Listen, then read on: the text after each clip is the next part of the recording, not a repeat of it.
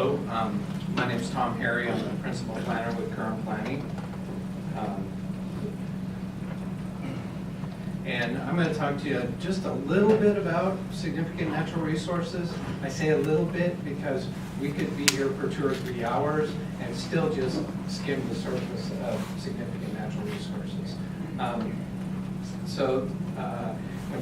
We're going to focus primarily on how we review significant natural resource properties within the urban growth boundary. So when you're developing, I'm sure most of you are probably aware of this, but this is kind of the process for developing property anywhere in the county. The first thing you do is you want to take a look at your property and look at the community plan and try and identify what resources, what restrictions, what issues affect that property. Now those issues can range from the land use designation to whether or not it's in an area of special concern, whether or not it's in a special design area within the community plan, or the significant natural resources, which again are another thing that is on the community plan. Once you've done that analysis and figured out what the issues are that affect the property, then you start doing an analysis of the property. When it comes specifically to significant natural resources, the first thing you need to do is identify exactly what type of resource that is. And I'm going to go into that in just a minute. Then you identify the actual location of that resource on the property and what kind of condition that property is in. Once you've done all of that, and that has to actually be done by a wildlife biologist or a natural resource professional specialist who has studied that and understands what the requirements are to when you start looking at those issues. Then you start to put together your development application. And as a part of that development application, when you have those special significant resources on the property,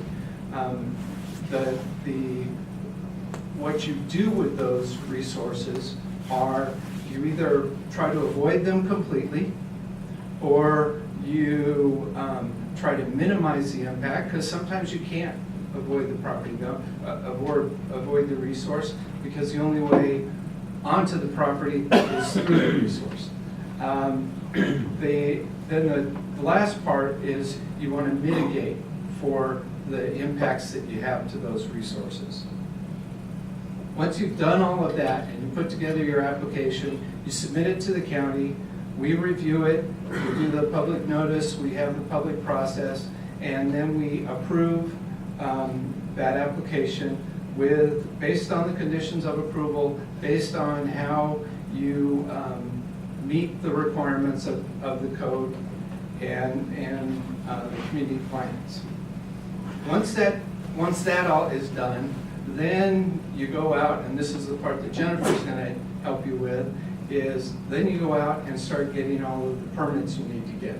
Things from, oftentimes you'll need to get a permit from DSL, the Department of State Lands, maybe the Army Corps of Engineers, or Clean Water Services.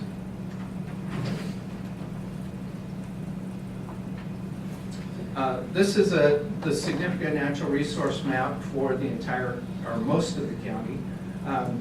As you can see,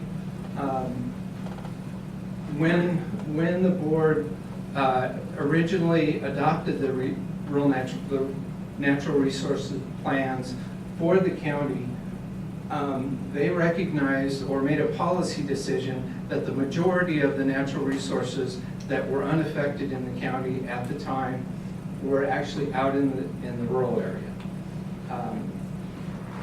They also, however, recognized that there were some resources inside the urban area, and like creeks or areas with wildlife habitat, and so they protected those as well. Under section 422, which is the rural natural resource, or the natural resource section, there are 4 specific categories.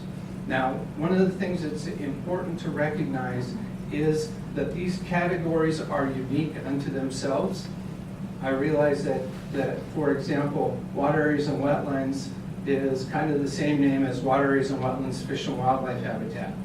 But those are 2 very specific, different resources, and they're addressed differently, both in the code and when people go to take a look at and work on those. So the first one is, as I said, is the water areas and wetlands, fish and wildlife habitat. That area specifically looks at the floodplain areas in the county and protects those. The next area is the water areas and wetlands, fish and wildlife habitat. Those areas were basically ponds, creeks, rivers, things like that. It was the water bodies and the area right around them, the riparian area right around them. The next one was wildlife habitat. For the most part, wildlife habitat were associated, with the exception of what's out in the hills, they were typically associated with water areas, although there were some upland wildlife habitats. The last one was significant natural resource areas, and those would be special areas. There aren't too many of them, but they were special areas with special importance. They were either unique because of their natural condition or their ecology, or they had some scientific or educational value. This is an example of a zoomed in on a small area of the urban area. Probably some of you can recognize that. This is Bethany Boulevard, and this is West Union. And this area here, as is identified, that is the 100-year floodplain in the area. Then they added the area that was where there were actually wetlands or ponds or creeks. And you'll note, for example, this pond right here. Now, I want to step back for a minute. One of the important things to understand about these maps, they were put together based on 1974 air photos that were the 100-year floodplain maps, and from 1974, and they were at a scale of 1 inch equals 1,000 feet. What that means is if you were as much as 1/4 of an inch off, you were 250 feet off on the property. So that's part of the reason why when we talk about the first things you want to do is you want to identify what the resource is. And the way you identify the resource is get that specialist out there and have them start looking at what's going on. Then there was the wildlife habitat areas. And as I indicated before, the majority of those areas inside the urban growth boundary were associated with a wetland or a water body. There are a few, like this one here, that were not associated with a water body, but for the majority of them inside the urban growth boundary were associated with a water body, either a pond or a creek or a riparian location. The last one, as I indicated, was a significant natural area, and those were a variety of things. They were either unique in their ecology or had special scientific value. One of the areas is known as the Tompkins Gap Lands, where when there was the flood, the Missoula floods that came up into the valley, they scoured that area out, and so bedrock is right at the surface there, and that's unique to Washington County.